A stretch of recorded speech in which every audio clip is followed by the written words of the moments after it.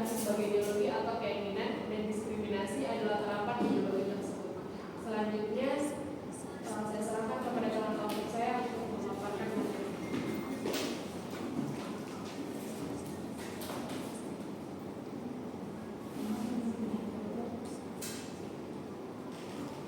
Adapun teori-teori prasangka. Nah,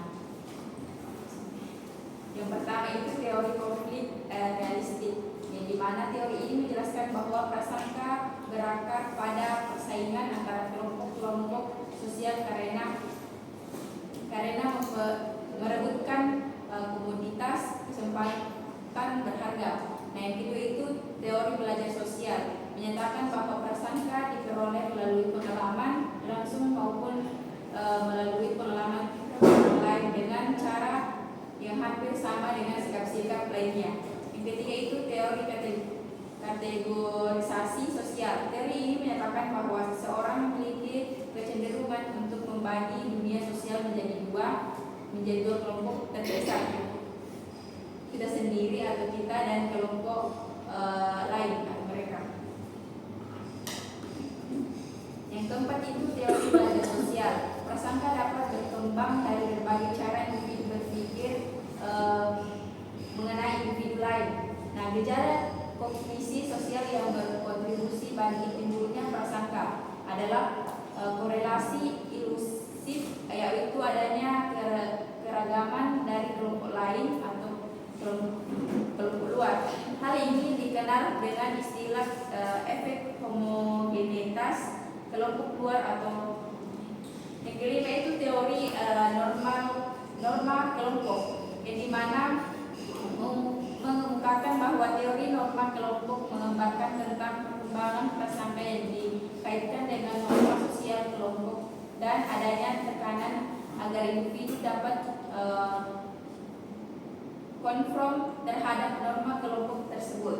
Nah, menurut teori ini sikap nilai-nilai, keyakinan dan prasangka merupakan bagian dari proses sosialisasi. Menurut sikap nilai-nilai dan prasangka bukan merupakan hasil dari pilihan individu untuk memperoleh individu yang diperoleh selama hidupnya. Adapun faktor penyebab prasangka. Prasangka sosial merupakan perasaan negatif terhadap orang lain berdasarkan keanggotaan dari kelompok tertentu. Prasangka sosial juga dapat diartikan sebagai evaluasi negatif terhadap orang lain atau kelompok lain. Ada beberapa faktor yang menyebabkan timbulnya prasangka. Nah, yang pertama itu kategorisasi atau penggolongan. Nah, kategorisasi dan penggolongan merupakan penyebab timbulnya prasangka. Hal ini terjadi karena ketika terjadi kategorisasi, maka yang tidak termasuk kategorisasi yang bagus akan merasa dirinya direndahkan. Contohnya ketika ada kategorisasi atau penggolongan grup peserta didik yang mempunyai tubuh gemuk atau kurus dan tubuh ideal di dalam sebuah kelas. Nah, peserta didik yang bertumbuh gemuk atau kurus merasa dirinya direndahkan sehingga muncul sebuah perselisihan dan bermuara pada prasangka sosial. Nah, yang kedua itu in group based out group. Kategorisasi menuju ke in group atau out group apabila adanya kategorisasi kita dan mereka, dan ini yang menimbulkan in group atau out group. Seseorang dalam suatu kelompok merasa dirinya sebagai in group dan orang lain dalam kelompok lain dan sebagai out group. In group atau merasa kelompoknya lebih unggul dibandingkan out group, sehingga out group akan mendapat perilaku yang berbeda dan tidak diistimewakan seperti halnya di in group.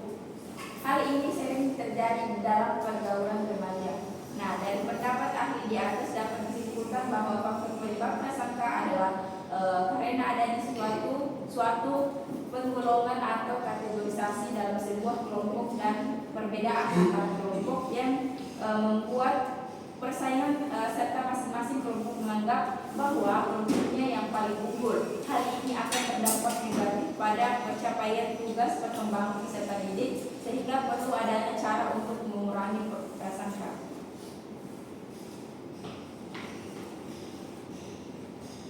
Selanjutnya dampak prasangka. Prasangka sosial yang berada dalam Gerungan 1981 dapat merugikan masyarakat secara dan umum dan organisasi khususnya. Hal ini terjadi karena prasangka sosial dapat menghambat perkembangan potensi individu secara maksimal. Selanjutnya, Section 1978 menguraikan bahwa prasangka sosial tidak saja mempengaruhi perilaku orang dewasa tetapi juga anak-anak, sehingga dapat membatasi kesempatan mereka berkembang menjadi orang yang memiliki toleransi terhadap kelompok sasaran, misalnya kelompok minoritas. Dan Pasal 971 juga menguraikan bahwa prasangka sosial akan menjadikan kelompok individu tertentu dengan kelompok individu lain berbeda kedudukannya dan menjadikan mereka tidak mau bergabung atau bersosialisasi.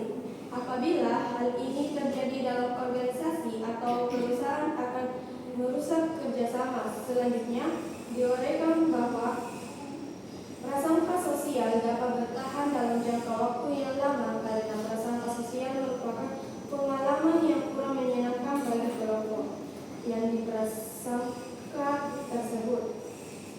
Cara mengurangi prasangka sosial: pertama, melakukan kontak langsung. Yang kedua, mengajarkan pada anak untuk tidak membenci. Yang ketiga, mengoptimalkan peran orang tua, guru, individu dewasa yang dianggap penting oleh anak dan media massa untuk membentuk sikap menyukai atau tidak menyukai melalui contoh perilaku yang ditunjukkan atau reinforcement positif. Yang keempat, menyadarkan individu untuk belajar membuat perbedaan tentang individu lain, yaitu belajar mengenal dan memahami individu lain berdasarkan karakteristiknya. Karakteristik yang unik tidak hanya berdasarkan keanggotaan individu tersebut dalam kelompok tertentu.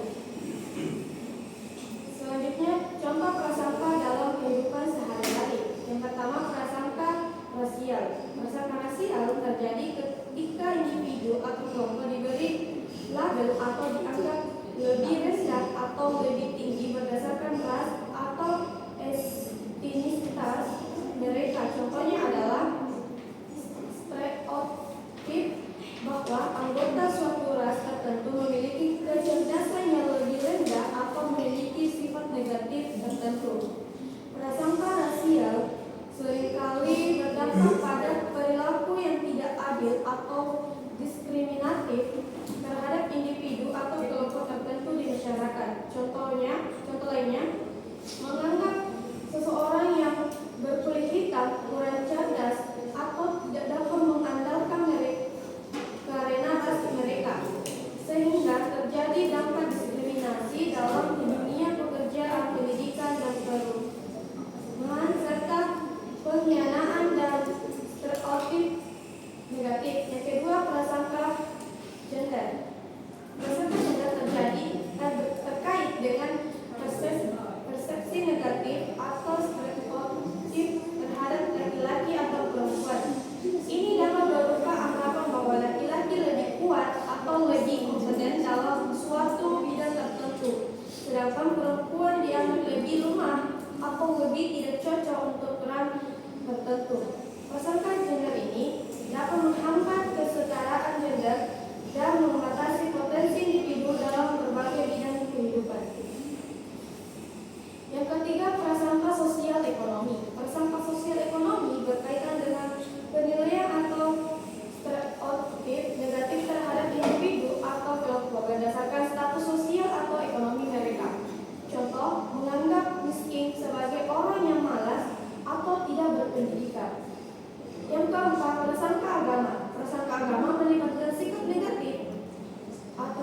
diskriminatif terhadap individu atau kelompok berdasarkan keyakinan agama mereka. Ini dapat berupa anggapan bahwa orang-orang dari agama tertentu tidak toleran atau ekstrem, atau anggapan bahwa agama tertentu lebih superior dibandingkan dengan yang lain. Contoh, menganggap orang Islam sebagai teroris atau orang Kristen sebagai fanatik. Baik, itulah tadi pemaparan materi dari kelompok 4. Selanjutnya saya persilahkan kepada teman-teman yang ingin bertanya.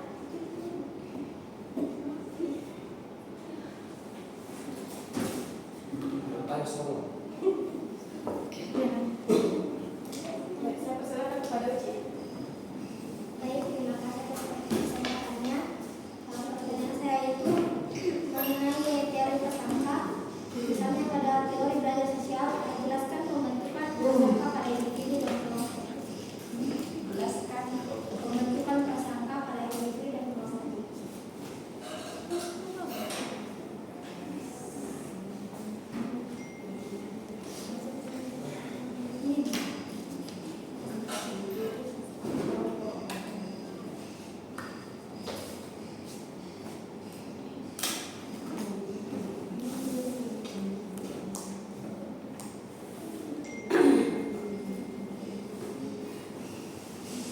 Selanjutnya siapa?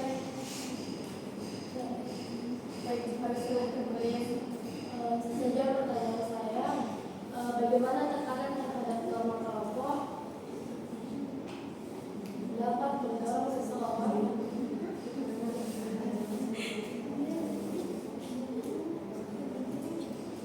yang awalnya tidak berprasangka, bagaimana tekanan terhadap norma kelompok dapat mendorong seseorang yang awalnya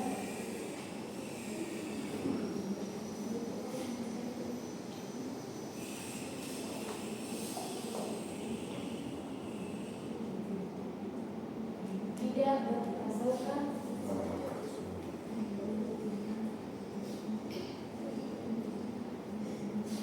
menjadi pelaku diskriminatif dalam kelompok.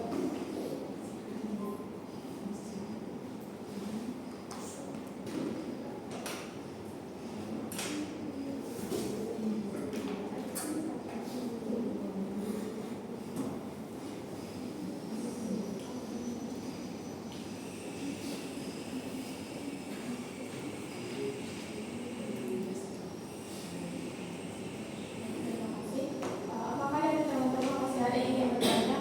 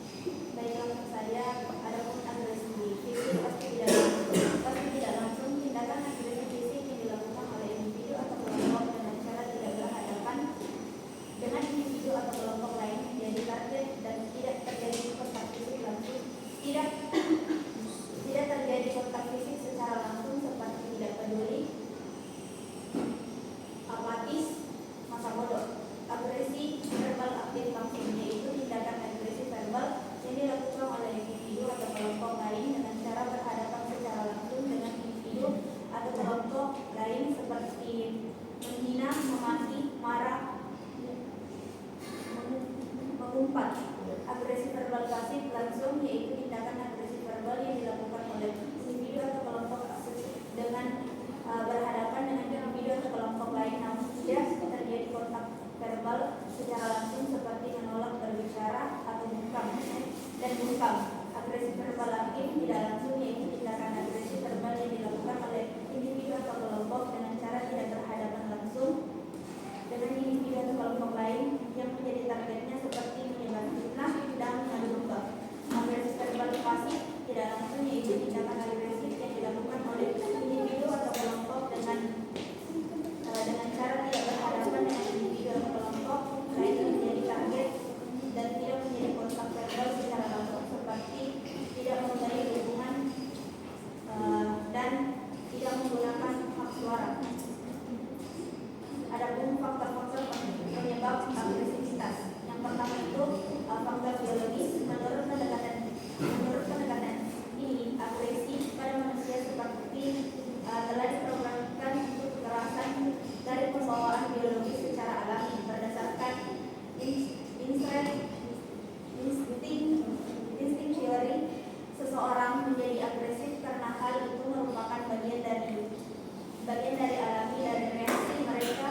Freud yang merupakan pelapor teori ini mengatakan bahwa hal ini atau agresif muncul dari naluri atau insting keinginan untuk mati yang kuat atau thanatos yang diproses oleh setiap individu. Adapun faktor eksternal, hal ini dipandang penting dalam pembentukan perilaku agresi. Dalam faktor eksternal menurut Dollar frustasi yang diakibatkan dari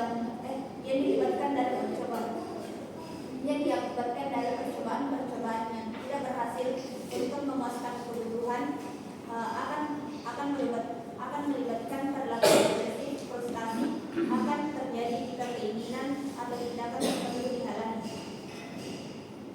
Adapun faktor belajar, pendekatan belajar adalah pendekatan yang lebih kompleks dalam memerankan agresi. Ahli-ahli dalam aliran meyakinkan bahwa agresi merupakan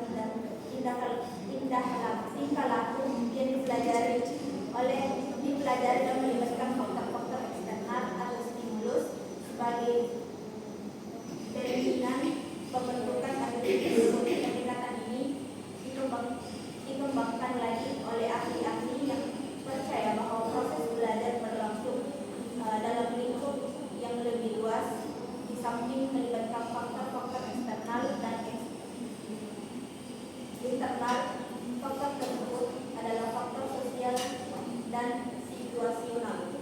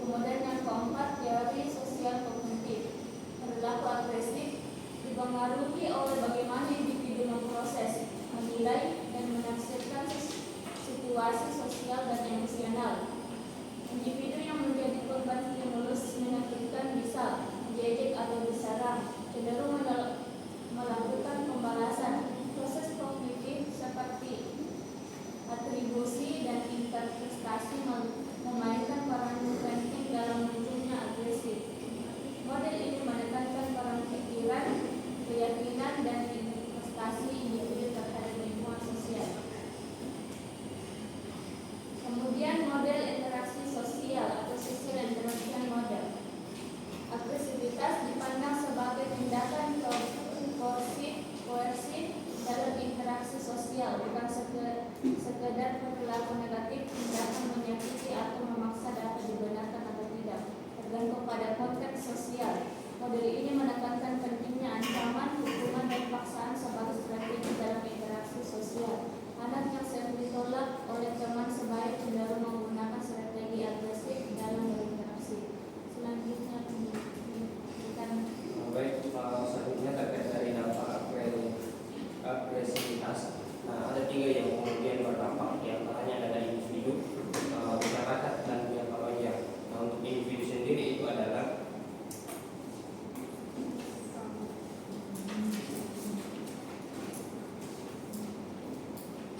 terkait dengan kesehatan mental yang dengan masalah kesehatan mental seperti kecemasan, depresi, dan stres. Adapun dampak terhadap masyarakat adalah dari perilaku agresi ini menimbulkan ketakutan di lingkungan masyarakat, sehingga lingkungan tersebut merasa bahwasanya lingkungan tersebut tidak aman. Nah, yang ketiga terkait dengan dampak jangka panjang.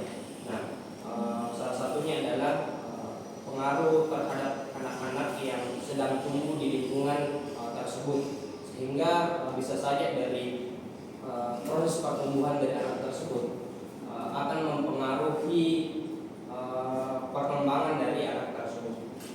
Nah, terkait dengan contoh agresivitas dalam kehidupan sehari-hari, yang pertama agresi fisik, misalnya seperti memukul, mendorong, menendang, dan merusak barang orang. Nah, selanjutnya agresi verbal, misalnya menunjukkan ketidaksukaan atau ketidaksetujuan, menyebar gosip, memaki-maki, membentak, dan mengejek. Nah, agresi marah, misalnya kesal, kehilangan kesabaran, dan tidak mampu mengontrol rasa marah. Sikap pemusuhan seperti membenci, mencurigai pada orang lain, iri hati, dan tidak adil. Agresi media sosial. Nah, agresi media sosial ini juga terdapat di dunia maya, terutama pada bentuk pelecehan, penghinaan, dan pengancaman melalui media sosial. Nah, adapun kemudian upaya mengurangi agresivitas, yang pertama berpikir sebelum bertindak, mengungkap perasaan hati, olahraga, dan healing